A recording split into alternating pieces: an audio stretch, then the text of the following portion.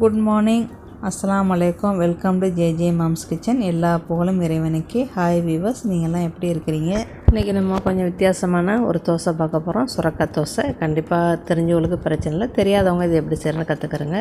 இது என்னோடய ஃப்ரெண்டோட ரெசிபி. அப்புறம் இந்த சுரக்காய் தோசை வெயிட் லாஸ் இருக்கிறவங்களுக்கு ரொம்ப யூஸ்ஃபுல்லாக இருக்கும். இது கண்டிப்பாக நீங்கள் ட்ரை பண்ணி பாருங்கள். வெயிட் லாஸ் இருக்கிறவங்க இதை ட்ரை பண்ணி பாருங்கள் ஃப்ரெண்ட்ஸ். நம்ம சேனல் இது வரைக்கும் சப்ஸ்கிரைப் பண்ணிட்டா சப்ஸ்கிரைப் பண்ணி பக்கத்தில் இருக்கிற மணி பெல் ஐக்கானை கிளிக் பண்ணிக்கிறேங்க. இப்போ வாங்க நம்ம கிறிஸ்பியான ஒரு ஆரோக்கியமான சுரக்காய் தோசை வாங்க நம்ம இப்போ எப்படி செய்யலான்னு வாங்க போய் பார்ப்போம். இந்த சுரக்காய் நம்ம உடம்புல இருக்கிற உப்புச்சத்தை நீக்கும், ப்ரெஷரை நீக்கும். சரியா, அதில் பாதி எடுத்துக்கிறோங்க. பாதியும் போடலாம், ஒன்றும் போடலாம். அப்புறம் அரிசி ஊற வச்சுக்கிறோங்க. 3 பட்டை மிளகாய், அரிசி உளுந்து எப்பவும் போல் தோசைக்கு எப்படி ஊற வைப்பீங்களோ அப்படி ஊற வச்சுக்கிறோங்க. அப்புறம் சுரக்காயை கொஞ்சம் விதையாக இருந்தால் அந்த விதையை எடுத்துகிட்டு நல்லா வெட்டிக்கிறேங்க. பிஞ்சாக இருந்தால் அப்படியே வெட்டி போட்டுருங்க ஃப்ரெண்ட்ஸ். சரியா, நான் முக்கால்வாசி போட்டிருக்கிறேன் சுரக்காயில். கால்வாசியை வச்சாச்சு. அதில் ஜீரகம், இஞ்சி, பட்டை மிளகாய், மிளகு எல்லாத்தையும் போட்டு முதல்ல நுரண்டு அரைச்சிக்கிறேங்க. நல்லா நைஸாக அரைச்சிக்கிட்டு அப்புறம் அரிசி உளுந்தை போட்டு அரைங்க. உப்பும் போட்டு அரைச்சிருங்க. சரியா, உப்பு பத்தலைன்னா அப்புறம் கொஞ்சமாக போட்டுக்கிறோங்க. அவ்வளோதான். இப்போ நம்ம உப்பு லைட்டாக பத்தலை, நான் கொஞ்சமாக உப்பு போட்டு இது பண்ணி வைக்கிறேன். சோடாமா தேவையில்லை. இதை 6லேருந்து 8 ஹவர் இருக்கட்டும். ஆனால் இந்த மாவு ரொம்ப புளிக்கக்கூடாது. நம்ம ரவா தோசை மாதிரி ஊற்ற போகிறோம், இட்லியும் செய்ய போகிறோம் ஃப்ரெண்ட்ஸ். அப்புறம் 8 ஹவர் சென்று நம்ம திறந்து பார்ப்போம். சரியா, இப்போ மறுநாள் காலையில் 8 ஹவர் ஆயிடுச்சு. நல்லா பொங்கி போயிருக்கிறாங்க பாருங்கள். இப்போ நம்ம கிண்டி விட்டு இப்போ இட்லி ஊற்றுறதா இருந்தால் எதுவுமே செய்ய வேண்டியதில்லை. நம்ம வடக்கு போய் இட்லி ஊற்றிடலாம். நல்லா சாஃப்டாக நல்லா வரும். சரியா, அதுக்கு மேலே உங்களுக்கு இன்னும் கொஞ்சம் கூடுதலான சாஃப்ட் வேணும் அப்படின்னு நினச்சின்னா ஒரு பிஞ்சு சோடாமா போட்டு இட்லி மட்டும் ஊற்றுங்க. தோசைக்கு சோடாமா தேவையில்லை. நான் சோடாமாலாம் போடவே இல்லை. நான் எனக்கு ஒரு 3 இட்லி ஊற்றுனேன், சூப்பராக வந்துச்சு. இந்த பக்கம் இட்லி மாவுக்கு ஓகே. நம்ம அதுக்கு முதல்ல நம்ம சட்னி ரெடி பண்ணிவிட்டு அப்புறம் தோசை செய்வோம். இப்போ நம்ம சட்னிக்குள்ளே பொருளை பார்ப்போம். 3 தக்காளி, 2 பெரிய வெங்காயம், ஒரு 4 பட்டை மிளகாய், ஒரு 5 பல் பூண்டு, கொஞ்சமாக கருவேப்பிலை, கடுகு உளுந்து தாளிக்க நல்லெண்ணெய். அவ்வளோதான். வெங்காயம் சின்ன வெங்காயமாக இருந்தால் ஒரு 6லேருந்து 8 வெங்காயம் சின்ன வெங்காயம் போடுங்க. சரியா, இதை நம்ம இன்றைக்கி அதாவது வேக வைக்காமல் தான் அரைச்சி அப்புறம் தான் நான் வேக வைக்கிறேன். வேக வச்சு நல்லா கொஞ்சம் தண்ணி ஊற்றி நல்லா வேகணும். வெந்து நல்லா எண்ணெய் நல்லா மேலே வந்தப்பறம் அடைச்சிருங்க. அவ்வளோதான் தக்காளி சட்னி. தக்காளி சட்னி உங்கள் எல்லாருக்குமே தெரியும். தக்காளி சட்னிலேயும் பல வகையான தக்காளி சட்னி இருக்குது. சட்னி வகைன்றாலே பல வகையான சட்னிகள் நம்ம செய்கிறோம். கண்டிப்பாக உங்கள் எல்லாருக்குமே தெரியும். அதனால தான் நான் இதை வீடியோ எடுக்கலை. சரியா, பாருங்கள் எவ்வளோ ரெட் கலரான தக்காளி சட்னி ரெடி பண்ணிட்டோம். இப்போ நம்ம சட்னி ரெடி பண்ணியாச்சு. இட்லியும் ரெடி பண்ணிவிட்டேன். இட்லியை தான் நான் வீடியோ எடுக்கலை. ஏன்டா நம்ம தோசை காட்டினாலே போதும் அப்படின்னு நான் இட்லிலாம் வீடியோ எடுக்கலை. அப்புறம் பெருசாகவே வீடியோ போய்கிட்டு இருக்கோம், அதனால நான் வீடியோ எடுக்கலை ஃப்ரெண்ட்ஸ். அவ்வளோதான், தக்காளி சட்னி ரெடி பண்ணியாச்சு. இப்போ நம்ம வாங்க தோசை மாவை கரைச்சி நம்ம தோசை செய்வோம். வாங்க. பாதி மாவை எடுத்து வச்சுட்டேன். இப்போ இது ரவா தோசை பக்குவத்துக்கு நம்ம மாவை கரைச்சிக்கிறணும். தண்ணி ஊற்றணும். ஒரு 1.5 கப்பு தண்ணியாவது நீங்கள் ஊற்றணும். இது பத்தாது, இன்னும் கொஞ்சம் ஊற்றணும். அதுவும் பத்தலை, அப்புறம் இன்னும் கொஞ்சம் ஊற்றினேன்.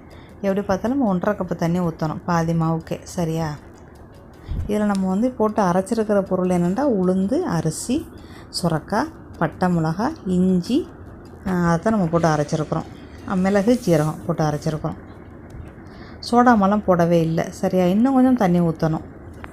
அப்புறம் அவ்வளோதான், கரைச்சாச்சு.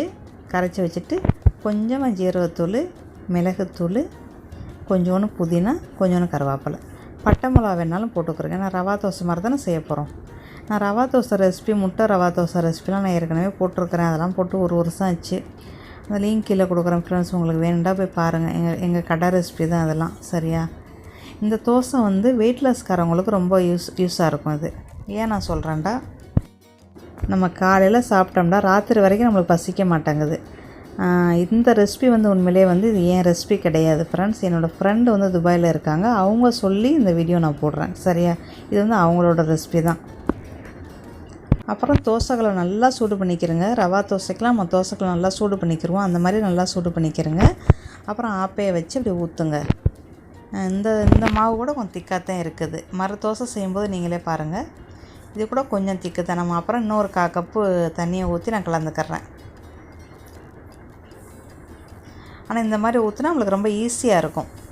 சுரக்காய் தோசை வந்து இந்த மாதிரி ஊற்றி சாப்பிட்டிங்கன்னா உங்களுக்கு ரொம்ப ஈஸியாக இருக்கும். நம்மளுக்கு எதுவுமே பிய்யாது, ஒன்றுமே செய்யாது. நம்ம இழுவி விட்டோம்னா அது லேசாக நம்மளுக்கு பிய்யும். அதனால் நம்மளை இப்படி தண்ணியாக கரைச்சிக்கிட்டு ஊற்றினீங்கன்னா ரொம்ப டேஸ்ட்டாக இருக்கும், ரொம்ப கிறிஸ்பியாகவும் இருக்கும் அது. இப்போ நீங்கள் இதில் என்ன செய்யணும், சுற்றி எண்ணெயை ஊற்றணும். எண்ணெயை ஊற்றி மூடி வச்சிடணும். அப்போ தான் உள்ளுக்குள்ளே வேகும். இந்த சுரக்காயெல்லாம் போட்டிருக்குறோம் அதனால். சரியா? மூடி வச்சு அதுக்கப்புறம் பிரட்டி விடுங்க. ஒரு நிமிஷம் மூடி வைங்க. மூடி வச்சு திறங்க. அப்போ சுற்றி உங்களுக்கு வந்து கிறிஸ்பியாக இருக்கும். சுற்றி கிறிஸ்பியாக இருக்கும்போது நீங்கள் பிரட்டி விட்டீங்கன்னா உங்களுக்கு பிய்யாமல் கொள்ளாமல் நல்லா வந்துடும்.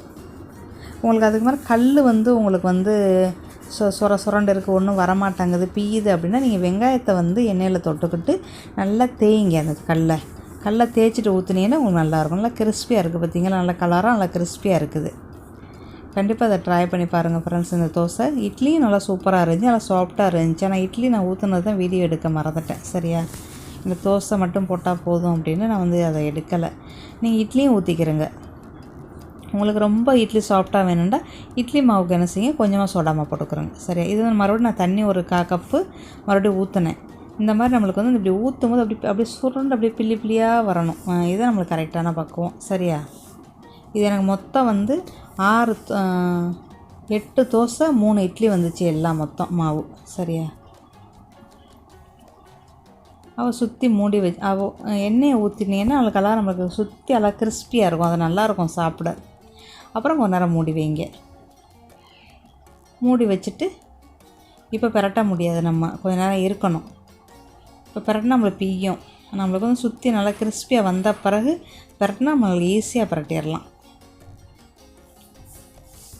பார்த்திங்களா? இப்படி சுற்றி கிறிஸ்பியாக இருக்குது பார்த்திங்களா? இப்போ பிரட்டுங்க. இப்போ ஈஸியாக பிரட்டிடலாம். சரியா? ஓகே ஃப்ரெண்ட்ஸ், இது இவ்வளோ தான். இதுதான் நம்ம வந்து சுரக்காய் தோசை.